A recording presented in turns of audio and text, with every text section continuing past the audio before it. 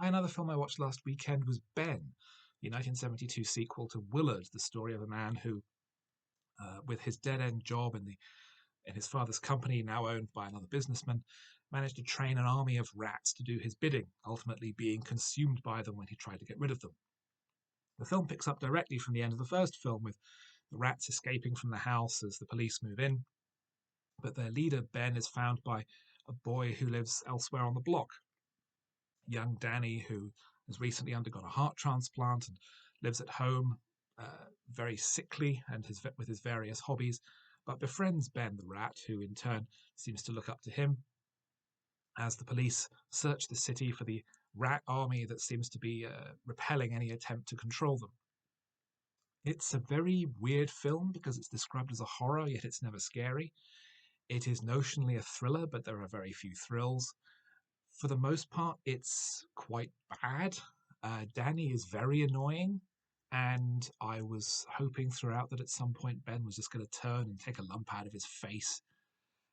He also has a habit of making up songs, which is also quite annoying.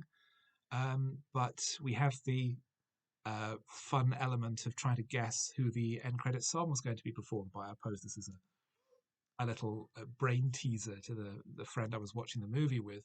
And of course, when you watch the end credits and you see the title come up, Ben's theme is actually sung by the 13-year-old Michael Jackson with the song Oscar nominated. It's bizarre that this horror movie should have an Oscar nomination for a song about how your best friend is a rat. Um, there are some moments of amusement, I think, overall.